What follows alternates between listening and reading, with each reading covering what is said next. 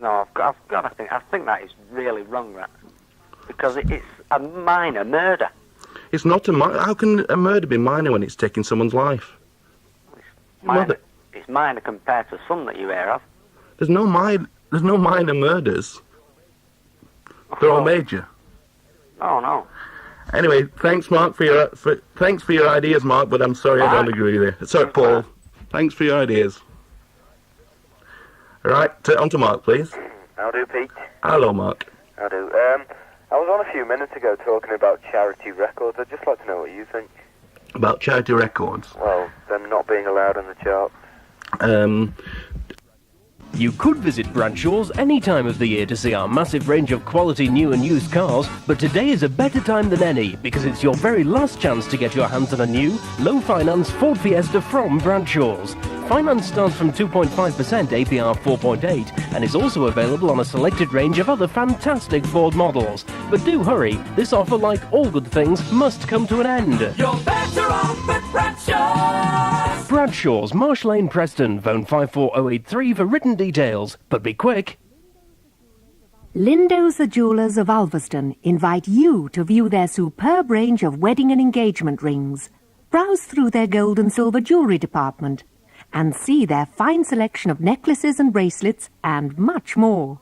There are watches from £5 up to the world-famous Jaeger range, alarm clocks to grandfather clocks, fine quality English crystal, silverware and bone china ornaments. Remember the name Lindo's for a super choice of holiday gift ideas. Look in at Lindo's of Market Street, Ulverston. The 1987 Red Rose Radio Celebrity Golf Tournament, one of our major charity events, will be on August the 16th, and team entries are now invited. Sponsored by the Little Window Company of Longridge, specialists in security shutters and UPVC windows and doors, the event will be held at Ingall Golf Club, Preston. If you're looking for an exciting PR event for your company, why not join us on this great charity occasion and help to raise money for the National Children's Home? For more details of the Red Rose Celebrity Golf Tournament, call the Red Rose Promotions Department on Preston 556 301. Red Rose Radio! Hello, Keith. I'd like to talk about soap operas if I can. About what, sorry? Soap operas. Soap operas, yeah. What about them? Yeah, I'd just like to say that the sort of enjoyment people get from them is wrong. Why? What they're doing is they're laughing at people, or they're getting enjoyment from people's troubles. So I'll give you some examples. Go on then. Right. In Crossroads, several years ago, there used to be somebody called Sandy, who used to be in a wheelchair. That's right. And the sort of emotions that he developed were things like pathos, because everybody felt sorry for him, and pity. And I don't think they're very, they're not in everyday life, and not only that, What do you mean they're not in everyday life? Well, I mean, yeah, there are people in wheelchairs. So right? they are in everyday life. Yeah, I know, but not in the same extent as they're sort of portrayed in. There's only one. There's only one on Crossroads there. Yeah, okay, then how many hospitals do you know that have got somebody that runs it in a wheelchair? Well, that's beside the point. You're saying on one.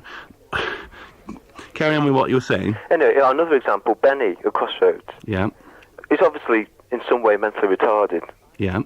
Yeah, I think that the people watch it because they think, oh, well, that poor person, he's mentally retarded. It makes me feel better because I'm not like that. Who else has said that to you? It might be your opinion, but it's not necessarily everybody else's. Well, no, I think it's the emotions that it develops in most people. Do you not think it could be there purely for an entertainment yeah, sort of that's precisely what I don't think it should be for, laughing at people, like that. Yeah, but you're not actually laughing at them. We have to establish that this sort of thing does exist, that there are people in wheelchairs, and we're not laughing at them. We're seeing the situation in which they live, and perhaps by seeing it on a soap opera, it perhaps gives us an insight into how people do live in that situation. And there's nothing wrong in that. No, I disagree. What I think is that it makes people feel that, oh, well, my life isn't so bad after all. Well, it's not a question of comparisons, it's a question of seeing how it's put over on a soap opera, and in seeing that, you see how another person lives. It doesn't necessarily mean that you've got to have an opinion on whether it's right or wrong to portray them like that. Thank you. On to Keith, please. Sorry, on to Neil, please. Don't know your name. What are you called? Peter Hughes. What do you think about boxing, Peter? What sort of boxing? Kippers? Or what? The sport boxing. What do I think about it? Yeah. Well, what do you think about it? Well, you know Alan, he thinks he's barbaric.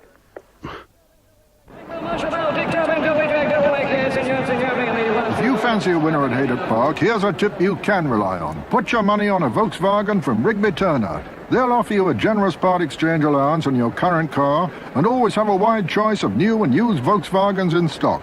For a list of runners and their starting prices, call Rigby Turner on St Helens 26126. That's 26126. Or visit the showrooms right by the junction of the M6 and the East Lancs Road. With your money on a Volkswagen from Rigby Turner of Haydock, you're on of a certain winner. A street, a sound is the start of the day. It's the heat of the road, it's breaking away. A kiss, a glance, it is hot, it is cool. A smile, a chance, it is breaking a rule. It's just how you feel when you know it's for real.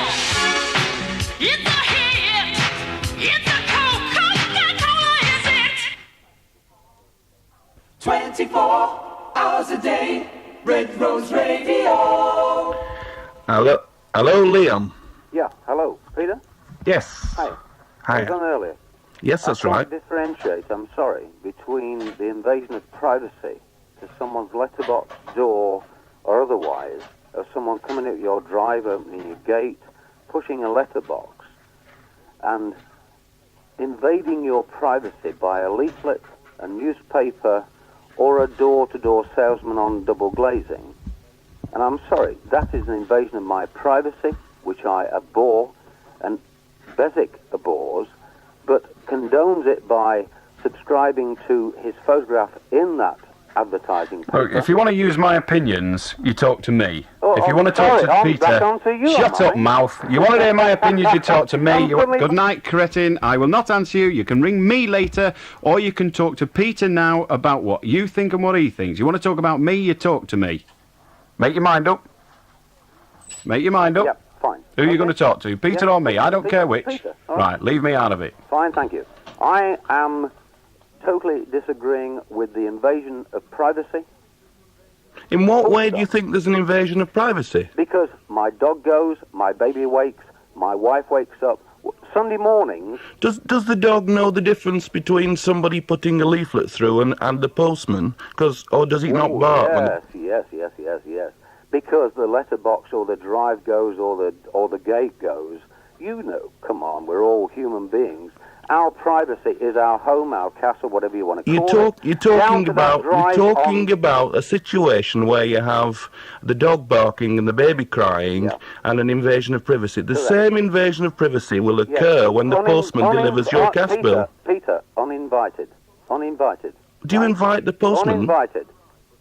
The postman has the right, but... I'm not talking about postman, am I? You're saying a comparison. I'm not talking about postman. You're saying that's an invasion of privacy. Correct. Which the dog and the baby crying. Yes. This is caused by someone putting something through your letterbox. Correct. Uninvited. Uninvited. Correct. Well, the postman can wake up the baby. The postman can make the dog bark, and that's no problem, is it? He is part of the system that delivers to you your election papers or your mail, etc. Election papers, are they not in the same vein as a double glazing and that sort of thing? Oh, are they? You answer me that question. Well, I'm asking you. Are they? I'm asking you. No, they're not. No. They're not? No. Right. Well, because the electoral roll and the election papers are delivered by a law of the country that says you shall have a paper to deliver your vote, to vote for Kinnock or whoever else. It does not invite uninvited someone to push a paper or a freebie through your door. What I suggest you do, Liam, is have a commissionaire on your gate to allow those that you want to come in, and those who don't, not to come in. Thank you very much, Liam. Good night. And it's now on to Ian, please. Hello? Hello, Ian. I'd like to talk about the German prisoner of war, Clarence Barbie. What about him? I think it's wrong that he should be put on trial for crimes against the state, because if I watched an interview with an American Vietnam people on it, and there was an American bloke on there who was in the Vietnam War, and him and his partners went into a village and they blew the whole village up, children in it as well. And I just think it's wrong. I think war is war, and people get killed in war. Yeah, but do you say then that once they have killed someone, that the punishment goes unpunished? That the crime goes unpunished? Yeah, well, these Americans aren't getting tried for it, are they? It's a different matter with Americans and British people. If it were, because it's a German and because we've won the war, it's a different matter. You're saying that crimes committed in wartime shouldn't be punished out of wartime? No. That's your statement? Yeah. Well, you're entitled to your statement. Well, that's my opinion. Well, you're entitled to it, and, you know, that is your opinion. And good luck to you, Ian. Well, I'm just saying it's totally wrong, really. Yeah, well, you might be right, you might be wrong. You're entitled to your opinion, Ian. Right. Thanks, good night. Ian again. Hello. Hello, Ian. You had a bloke on earlier on about this bloke that's killed his wife should only get a 10-year sentence. That's right, yeah. I'll tell you what, if somebody wiped out my fiancée, I'd be willing to pay 10 years to get the bugger back. I'm sure there's a few who agree with you. Thanks, Ian. I think he wants to think his decision over a bit further. I think he does, really. Thanks, Ian. And it's Sean now. Hello? Hello, Sean. I'd like to talk about asbestosis. Asbestosis, yeah? Now, my father died of the disease a couple of years ago. Now, I won't mention which factory he worked in. Yeah. Because, obviously, we don't want to cast any aspersions on the factory. Yeah. But all the family was upset. Mm-hmm. And my mum was upset. Mainly because it took 3 days to cremate him. Good, eh? Thank you. Was that good? Not bad, really. On to Mel, please. Hello. Yeah, Hello, Mel. I bought a packet of fags today. This isn't a joke, Mel, is it? No, it's not. You sure? I'm sure, yeah. Go on, then. Right. It was a 20 packet, and when I opened it, there was only 7 inside. I was just wondering what I could do about it. Not a lot, really. Not a lot. Well, what can you say? Must be something you can do. Well, where did you buy them from, for a start? It was a newsagent across the road there. And have you thought of going back to speak to them about it? Yeah, I've been back and said, well, there's nothing we can do about it. We only sell them. Well, what about the people who actually produce the machines that sell these things to you? Well, it wasn't a vending machine I got it out of. It was out of what, then? It was from a shop. Actually from the shop? Yeah. And they sold you a packet of fags with 7 in? Well, it was a 20 packet, but there's only 7 inside. Did it not feel a little bit light when you picked it up? No. You sure? Yeah, sure, yeah. Did they taste the lemonade?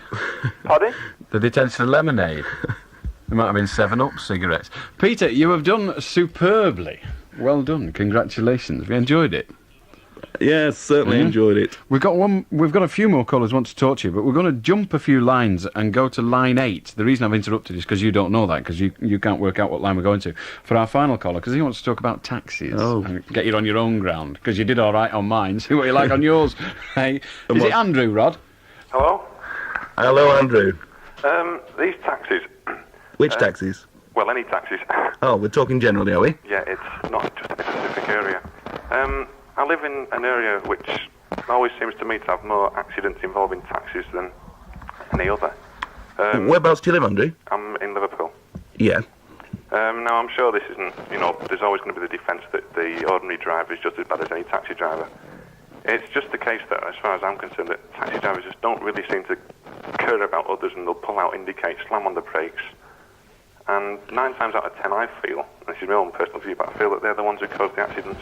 And I was wondering whether you think that taxi drivers should, every 12 months or so have a driving test. Well, I'll tell you my own experience. At 460's Taxis at Chorley, I personally take every driver we employ out on a run to check on his ability as a driver. First and foremost, he must have a clean licence and be presentable and have a good manner.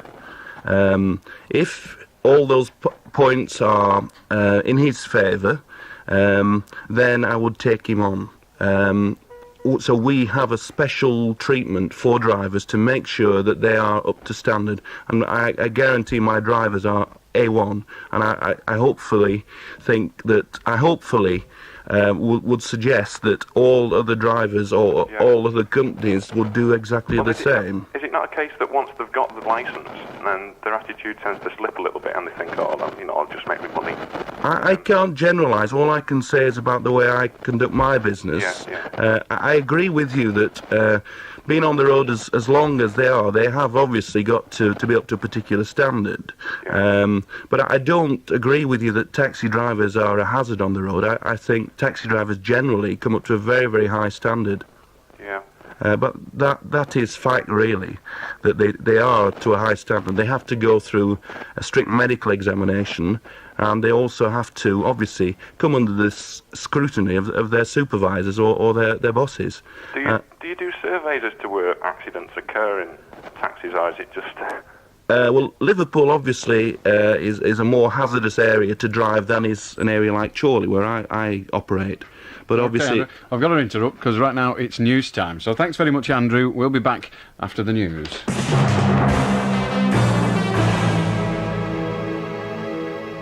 The Midnight News, this is Andrew Turner. International economists are putting a dampener on the celebrations by Mrs Thatcher's government over the fall in unemployment below 3 million. The economists from the Organisation for Economic Cooperation and Development say inflation is likely to rise, growth will slow down, and there could be problems with the balance of trade. Here's our financial editor, Douglas Moffat. The report comes the same day the latest figures painted a rosy picture of a booming economy. Output up to a new all-time record, and unemployment showing a record monthly fall down below 3 million. The OECD are only highlighting what many outside analysts believe to be the major dangers in the government's current economic strategy. Continuing high pay rises will start forcing inflation up again and erode Britain's international competitiveness, posing a threat to the Chancellor's forecast of continuing economic growth, and thus his hopes of continuing falls in unemployment. A Briton has been sent to prison for 7 years in Sweden for his part in a drug smuggling operation. 37-year-old Kay Forbes Mitchell from Aberdeen was arrested in March along with British Army Captain Simon Hayward. Mitchell admitted the smuggling, but Captain Hayward, who's being held on remand, has denied involvement. A bomb found hidden behind a garden fence in West Belfast has been made safe by an army expert. Security forces spotted the device while on patrol in the Republican Ballymurphy area. Police say there was a detonating wire attached to the bomb which contained 5 pounds of explosives and was packed with ball bearings. The chairman of newly privatised British Airways is demanding the privatisation of parts of the health service and state education. Lord King says the principles of free schooling and health are sacrosanct, but Mrs Thatcher's being too timid about getting the taxpayer maximum value for money. I incline to the sell the lot school of thought. Airports, water, electricity were the only ones proposed by the government as the next candidates for the private sector. I hope that we shall see coal and steel move much higher on the list. And I would look closely at two huge public services, education and national health. The British wife of a writer kidnapped in Lebanon says she's hoping friends in the Middle East can help get him back. American Charles Glass was in Beirut to research a new book.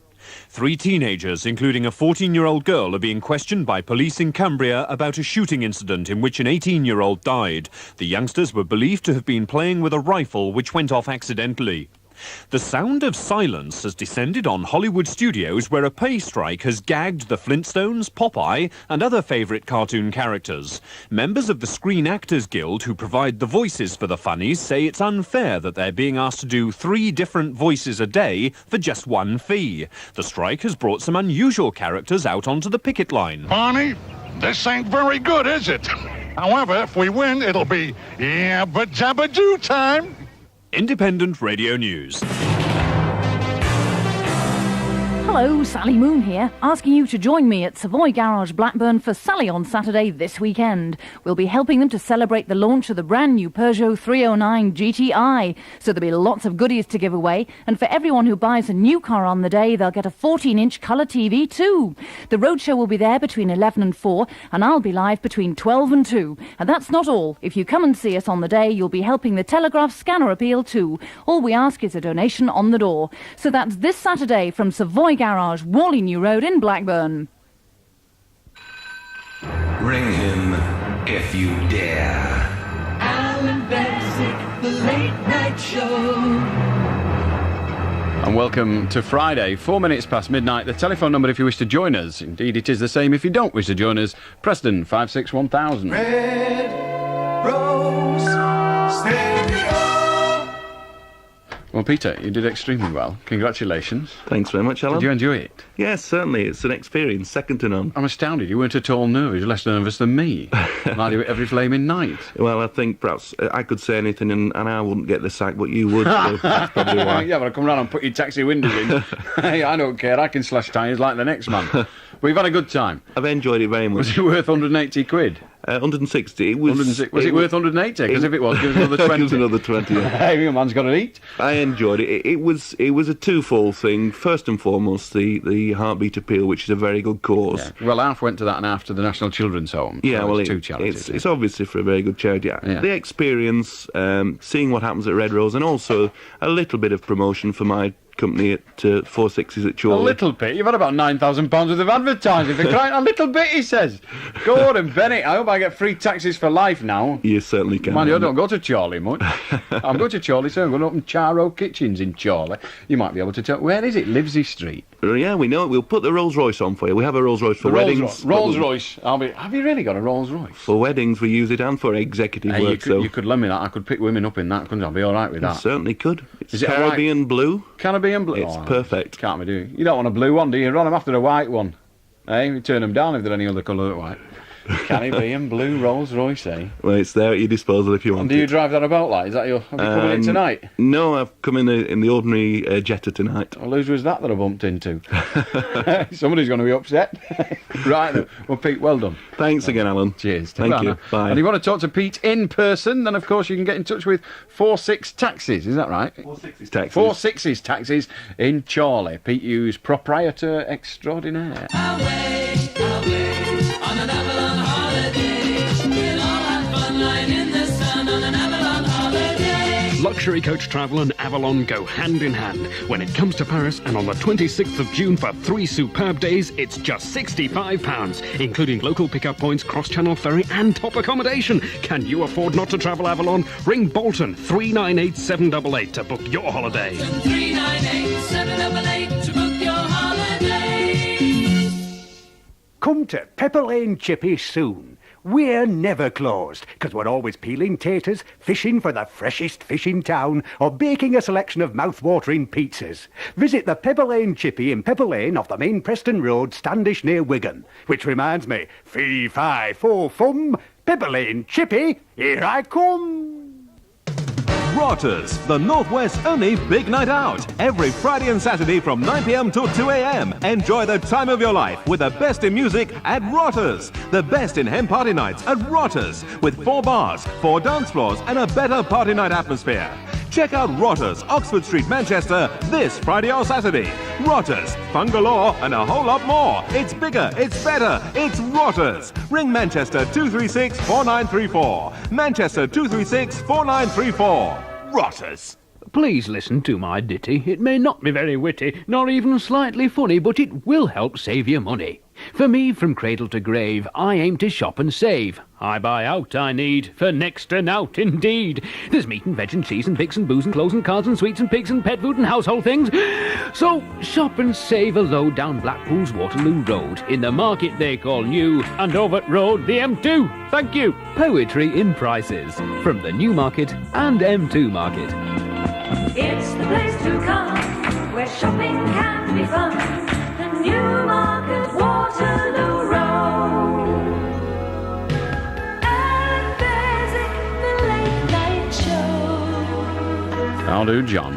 Hello, Alan. Yep. Good morning. Morning. I'd like to talk about the judicial system in this country. Go on. Right. Can you speak a bit louder? We can hardly hear you. Yes, sure.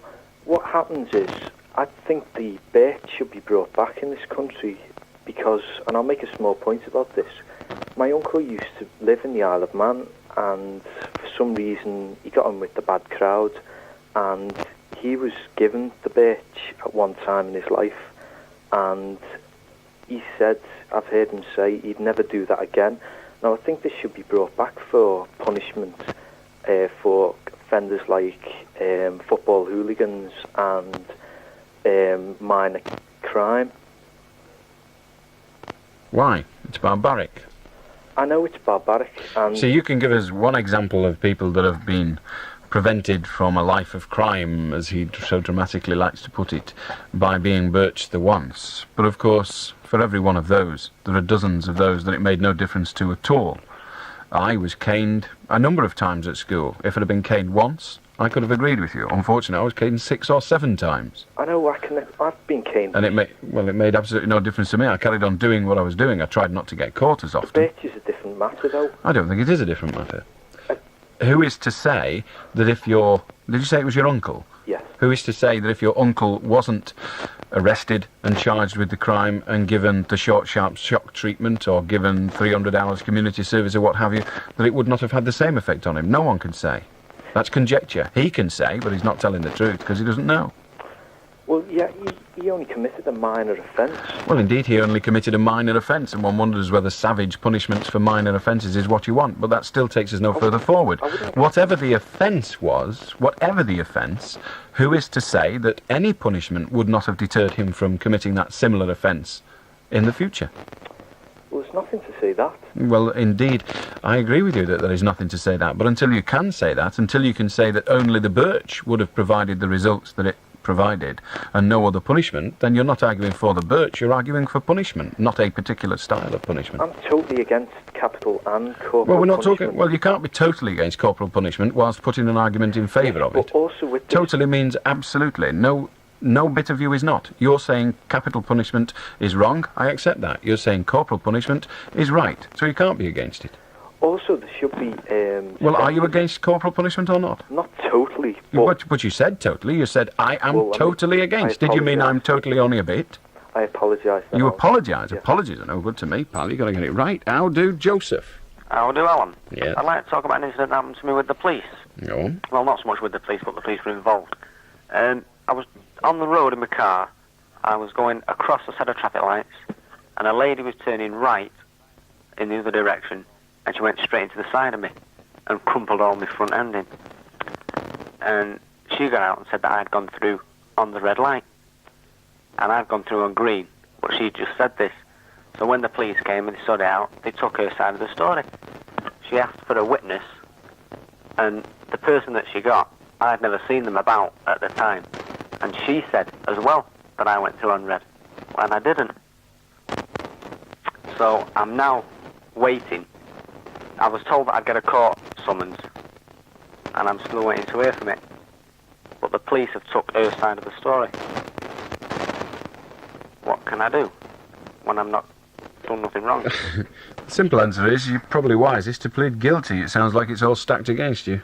Well, I mean, I don't want 3 points on my licence and a fine. Plead not guilty, get you 3 points and a bigger fine.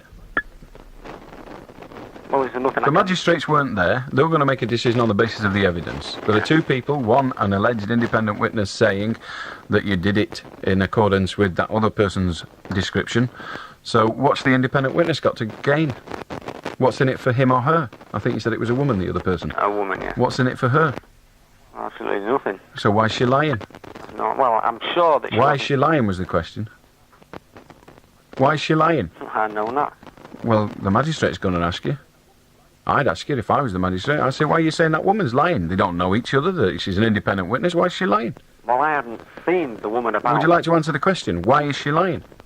The woman is going to get up there with no axe to grind, nothing to gain from the case at all, and she's going to say, I was there, I saw it. And when you say, I didn't see her, the prosecution officer is going to say, that's because you weren't looking. That's why you're in here. You've been charged for driving without due care and attention. That includes not looking. Well, I mean, it's stacked against you. You're going to have to convince the magistrates, not in so many words, but you're going to have to get through to their mind that that woman is lying. Not the one you crashed into. No one expects her not to lie, or you for that matter, but this is an independent witness. Why is she lying? Well, that's what I can't understand. Neither can I. Neither will the magistrates be able to.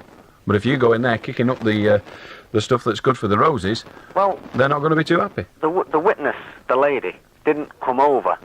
The woman who crashed into me went over to her. Can we just establish that the magistrates are going to want to know why she is lying? You're saying she is. They're going to ask why. Why? What's in it for her? There's absolutely nothing in it for her, and I can't And the see why woman she went doesn't over. lie.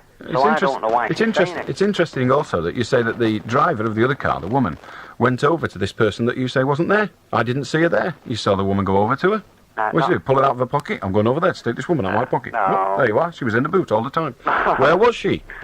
Well, she went over to her. Where was she? You said you didn't see her. Now you're telling me you've seen her. You're not. You're a crap witness. No, well, I've got to watch the road, you see. Well, you may These well be idiots watching the that road. crash into me. You're still a crap witness.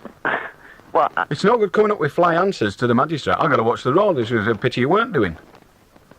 No, I was watching it. The woman who went near wasn't. No, look. I'm going to ask you the question again, right? Go on. Pretend you're in the witness box. Yes. Okay? Okay. You're in the witness box. You've already told me your version of events. And the magistrate is going to say to you, well, of course, our independent witness here, the woman you say you didn't see, but in fact was there because later you saw the other driver go over to her. So she was there. We've established that. Now, why would she lie? Would a magistrate ask me that? Well, the prosecuting officer will. Yeah, probably would. Why would she lie? Well, perhaps she didn't see the accident and she's just saying it Why would she lie? in accordance with what this other woman said to her. Why would she lie? Why didn't she say I never saw it? Perhaps Why? she just wants to get involved, I don't know. Well, if she wants to get involved, why? Well, the magistrates are falling about laughing now. They're dining out on the brass they're getting off you, pal. So, I mean, I know there's nothing I've done wrong, but there's nothing I can do about it. Yeah, you can go along there and have your day in court. Have a ball. It's going to cost you, but have a ball. Yeah, it's going to cost me. I think it'd be cheaper to plead guilty and spend the night on a good night out with a mucky woman. How do Lee? How do Alan? Yes. Well, I've just asked my dad could I buy a studded belt, and he said no. That I agree with your dad. How do Steve? Hello, Alan? Yes. I felt lad rang you up the night before last asking your advice about your training scheme, about working overtime. Do you remember? Well, the same thing happened to me. And Well, what did I say to the other fella? Well, you said to me to go down to the county court. And get a summons. Yeah, well, the same thing happened to me. And did you do that? Yeah, and I went down to the county court. Thanks very much for that. How do Kathy? Come on, Kathy. Come on, you dizzy biddy. Let's hear you. God almighty. They're not all locked up yet, are you? Hello? Are you Kathy? I'm Kathy, yeah. Why the pig in hell haven't you been paying attention? What do you think I've got better to do here, sitting here waiting for a divvy like you to come to the phone? Huh? Listen next time. I'll do line 5. Christina. Hello, I want to talk to you about the lady you were talking to last night. Which one? Concerning, she wanted the death sentence brought back, and she used the Myra Hindley case. Yes. And one of your analogies was to do with a child being knocked down. I don't remember, but go on. I thought it was wrong of you to use that. Oh, I know what you mean now. Yeah. Yes. What? It was to do with... It wasn't an analogy. I didn't use it as an analogy at all. Our caller last evening said that if the murderers of the children, Leslie Ann Down and the like, were put to death, the parents of those children would get over it more quickly. And I said, you never get over it. If your child is knocked down in a car crash, you never get over it. Ever. Ever. Are you telling me you do? No. Are you telling me it's wrong to say what is obviously true? No, but... Well, make your mind up, love. No, I lost You the don't son. get hold of it, I do you? lost the son 5 Yes, years ago. and you've never got hold of it. No. And that's what I said. You never will. No, the point she was making was about seeing them in the newspaper and things like that. Now, How it what- keeps being at the brought time, to the at the surface. time I used that argument, and only at that time, she was saying that putting the murderers to death would help the parents of the victims, and I reject that. No, her point was, that was the her point. publicity that they were getting. Well, can we? And Can the we? comfort that they were... Well, let me try to bring you back to that. Seeming to be Let me living try in. to bring you back to that conversation last night, because one example she gave was the father of one of the children that turned up at the moors when Myra Hindley was there recently. Turned up at the moors with a kitchen knife, saying he was going to kill her.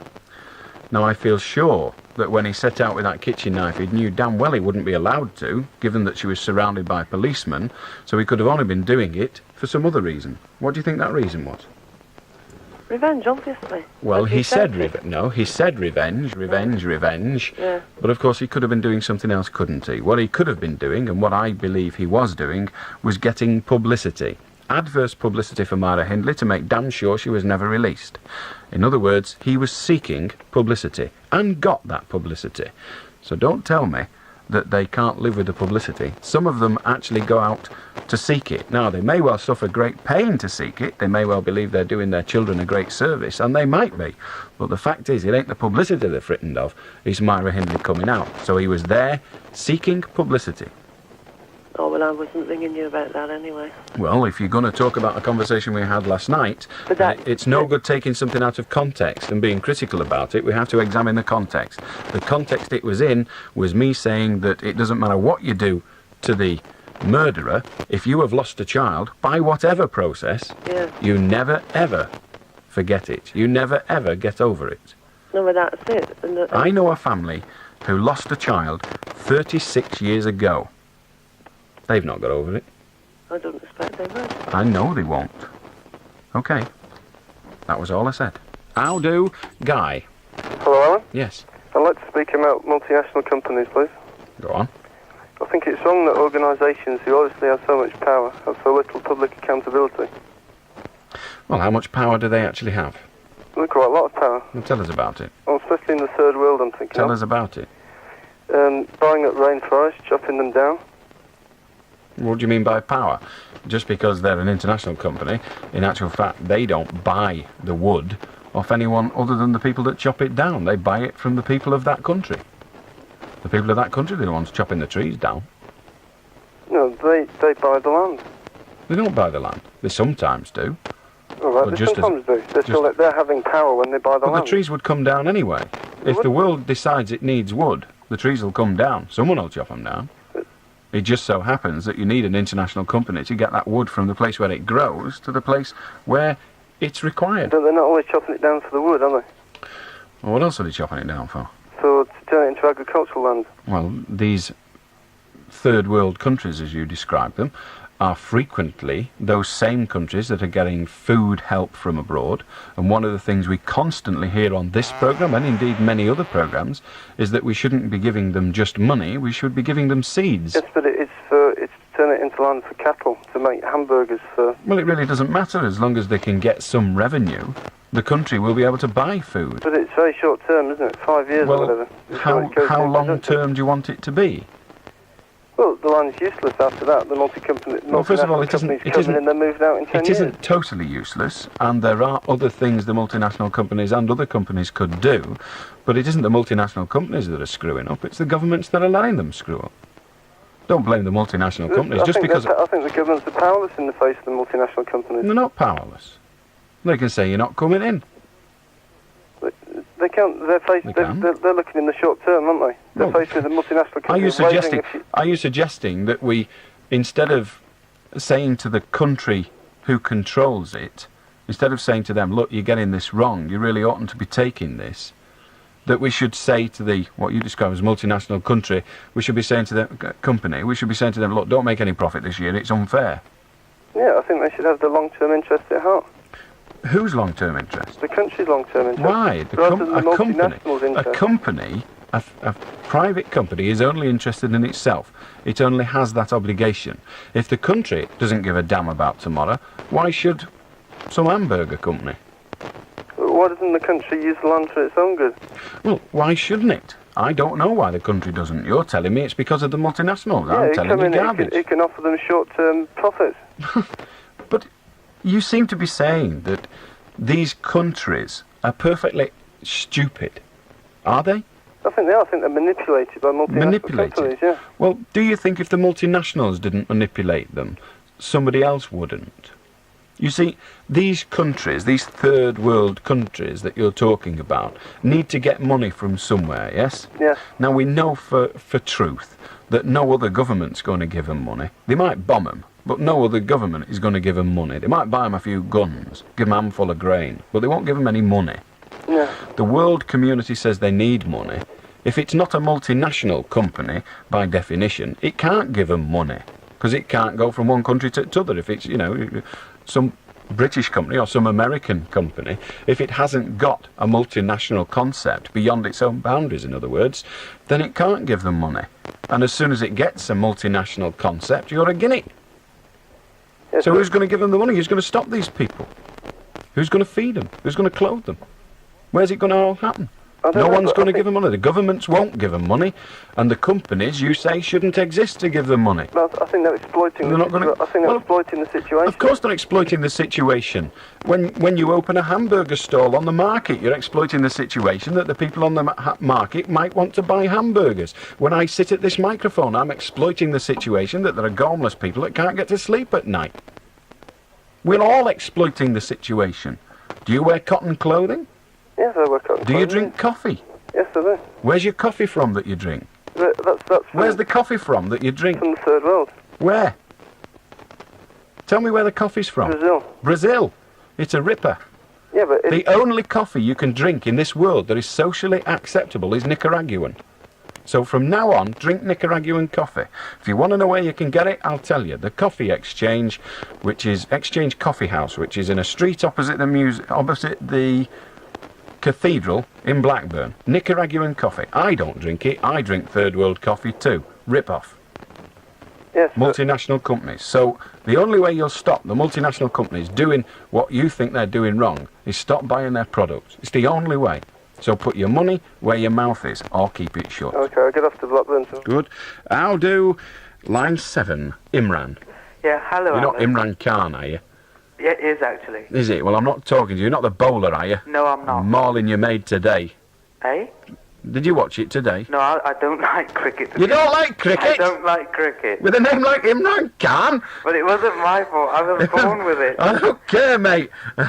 Coming on here not liking cricket. What can I do for you, Imran? Yeah, yesterday you were talking about hanging. Yes. And you talked about the Birmingham bombing. Yes. Where the evidence is now under review.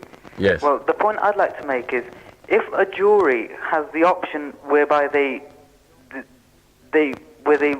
find a person guilty, which may imply that he may then get hanged. If the evidence, let's say if they're only 99% sure, then they may just give the person a not guilty verdict if it means he's going to get killed. That is a possibility. Indeed, juries are reluctant to pass guilty verdicts on people in situations where there is capital punishment. That is a natural phenomenon. But is that a good thing or a bad thing, in your view?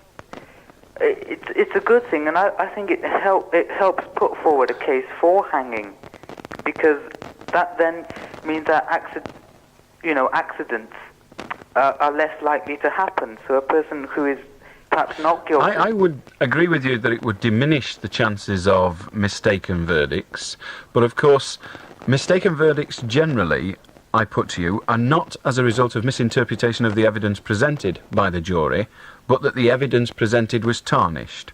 I can think of a number of cases.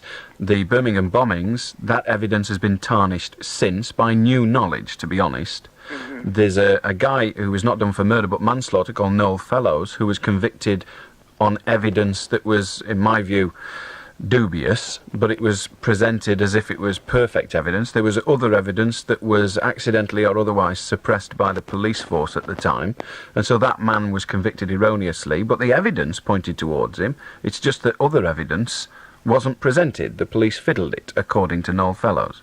And reading his book and listening to him speak, I have difficulty in disagreeing with him. And given that he's since had his crime squashed, then it seems like the authorities agree with him too. So there are cases where the evidence is wrong, but the jury believe it. Whereas in the kind of thing you're talking about, it's where the jury would be erring on the side of release and not guilty verdict because the evidence wasn't strong enough. But in the case of overwhelming evidence, it would be the same, wouldn't it?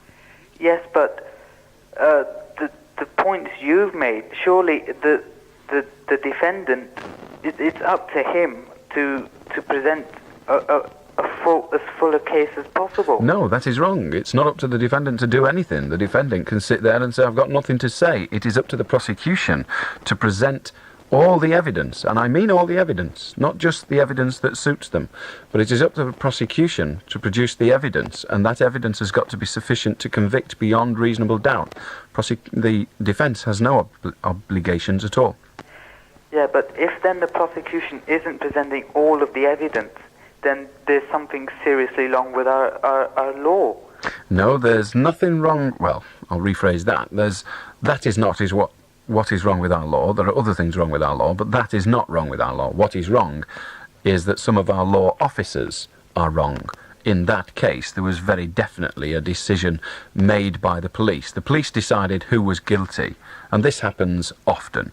The police decide who is guilty and then seek out the evidence to convict that person, rather than looking at the evidence impartially and saying who the evidence convicts. I see what you mean. Yes? So they get a guy in and they think, this is the one. Now have a look, see if there's any evidence to convict him. Yeah, but then, as I mentioned before, surely if that person is innocent, then if he can't, then he should be able to quite easily, fairly easily, produce the evidence which shows that he Well, could the problem not is, have done the crime. no, it's very difficult to produce evidence that you didn't do the crime. If the police say you were there, and if they've got witnesses to say you were there, then you've got a difficulty. You can get witnesses to say you were somewhere else, by all means. But unless you've got an alibi, you're canooked. The other day, I forgot what day it was now, I was out walking on the moors. And at the time I was out walking on the moors, coincidentally, a crime took place, a serious crime in Blackburn. Okay? Okay. Now, if 10 people got up and testified I'd done it, I can only talk to the rabbits. I can only say, well, there's 18 rabbits up on the moors near our house saw me. But I'm goosed. I can't prove I was somewhere else, because where I was, there was no one else. So I first of all can't do that. Now, if they then take some fingerprints, find out they're not mine and they hide them. Yes? Yes. So they say, well, there's no fingerprint evidence, when in fact there's fingerprint evidence that proves it wasn't me, but they've buried that because it didn't suit their case. Then I look a bit sick stood in the dock, don't I? Yeah, but then there is something wrong then, isn't Well, yes, there is something wrong, but that isn't with the judicial system, that's with the cops. And it's not as wrong as it used to be, but it still goes on, I'm sure. Well, then you've got to, get... But the point I'm trying to We're make... working on it, I promise you, Imran, we're working on it. We're trying to get the cops to be more and more honest by the day, and I think they're making great strides, but there's still crooked cops. That's why they're still banging them in the slammer every now and then. Yeah. Okay. Okay, then. Thanks for your call. Bye. I'll do Tony. Hello, Alan. Yep. Yeah. I'd like to talk about the subway vigilante. Go on. Yeah. I think it's disgusting that a man can shoot 4 kids and then get away with it scot-free. What if he's found not guilty of murder? I mean, are you suggesting just because he shot 4 kids he should be banged up? Well, for the reason that he gave, he should be banged up, yeah. What was the reason he gave? Well, the 4 kids approached him, asked him for $5, and then he just shot them. That was his version of it as well. That wasn't entirely his version. Well, that's what happened.